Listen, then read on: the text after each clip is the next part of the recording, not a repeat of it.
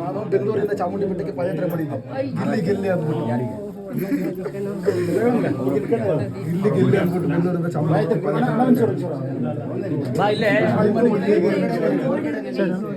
ತಡಿ ಹೋಗ್ರು ಗಿಲ್ಲಿ ಅಷ್ಟು ಅಭಿಮಾನಿ ಬ್ರದರ್. ನೀವು ಪಾದಯಾತ್ರೆ ಮಾಡಿದ್ರಿ, ಎಷ್ಟು ದಿವಸ ಪಾದಯಾತ್ರೆ ಮಾಡಿದ್ರಿ? ಒಂದು ವಾರ. ಏನ್ ಕಾರಣಕ್ಕೆ ಪಾದಯಾತ್ರೆ ಮಾಡಿದ್ದು? ಗಿಲ್ಲಿ ಬಿಗ್ ಬಾಸ್ ಅಲ್ಲಿ ಗಿಲ್ಲಿ ಅಂದ್ಬಿಟ್ಟು. ಎಲ್ಲಿ ಅಂತ ನೀವು ಎಲ್ಲಿಂದ ಎಲ್ಲಿವರೆಗೂ ಶುರು ಮಾಡಿದ್ರಿ? ನಾವು ಕೆಂಗೇರಿ ಲಾಸ್ಟ್ ಸ್ಟಾಪ್ ಇದ್ದೀವಿ.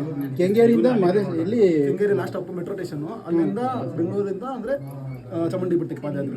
ಚಾಮುಂಡಿ ಬೆಟ್ಟಕ್ಕೆ ಹೋಗಿದ್ರಿ? ಈಗ ನಿಮ್ ಗಿಲ್ಲಿ ಗೆದ್ದವನೇ, ನಿಮ್ಗೆ ಎಷ್ಟು ಖುಷಿ ಆಗ್ತಿದೆ ನಿಮ್ ಪಾದಯಾತ್ರೆ? ಅದಕ್ಕೆ ಅದನ್ನ ಖುಷಿಯಿಂದ ಬಂದಿರೋದು ನೋಡ್ಬಿಟ್ಟು. ಎಷ್ಟು ದಿವಸ ಮಾಡಿದ್ರಿ ಕೆಂಗೇರಿಯಿಂದ ಚಾಮುಂಡಿ ಬೆಟ್ಟಕ್ಕೆ? ವಾರ ಆಯ್ತು. ಒಂದು ವಾರ. ಎಲ್ಲೆಲ್ಲ ಆಲ್ಟ್ ಆಗಿದ್ರಿ?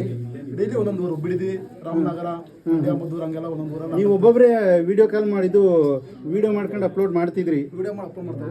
ಒಂದು ವಿಡಿಯೋ 3 ಮಿಲಿಯನ್ ನೋಡಿತ್ತು. 3 ಮಿಲಿಯನ್ ಪಾದಯಾತ್ರೆ ಮಾಡಿದ್ದಕ್ಕೆ? 3 ಮಿಲಿಯನ್. ಆಮೇಲೆ 3 ಲಕ್ಷ ಲೈಕ್ಸ್ ಬಂದಿತ್ತು.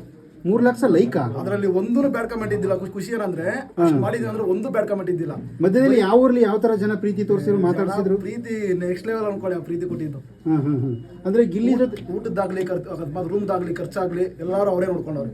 ಎಲ್ಲೂ ಚಾರ್ಜ್ ಖರ್ಚಾಗಿಲ್ಲ? 1 ರೂಪಾಯಿ ಖರ್ಚಾಗಿಲ್ಲ ನಂದು. ಚಾಮುಂಡಿ ಬೆಟ್ಟಕ್ಕೆ ಹೋದಾಗ ಅಷ್ಟೇ. ಒಂದು ವಾರ ಪೂರ್ತಿ ಹೂವಿನ ಜೊತೆ ನಾರೋ ಸ್ವರ್ಗ ಸೇರ್ಕೊಬಿಡ್ತು. ಅರ್ಥ ಆಯ್ತಾ? ಹೂವಿನ ಜೊತೆ ನಾರೋ ಸ್ವರ್ಗ ಸೇರ್ತು. ಗಿಲ್ಲಿ ತರ ನೀವು ಫೇಮಸ್ ಆಗ್ಬಿಟ್ಟಿದ್ದೀರಲ್ಲ. ಖುಷಿ ಆಯ್ತಾ? ಈಗ ಅವ್ನ ತಾಯಿ ನೋಡಕ್ ಬಂದ್ರಿ?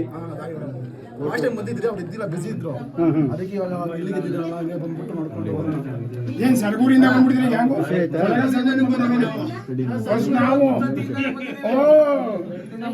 ಬ್ರದರ್, ಈಗ ನೀವು ಒಂದು ವಾರ ಇದ್ ಮಾಡೋದಲ್ಲ, ಪಾದಯಾತ್ರೆ ಮಾಡೋದಲ್ಲ, ಕಾಲ್ ನೋವು, ಉಸಿರು ತಪ್ಪದು ಯಾವ ತರದ್ ಏನು ಸಮಸ್ಯೆ ಆಗ್ಲಿಲ್ವಾ? ಕಾಲು ನೋವಾಗಿತ್ತಣ್ಣ.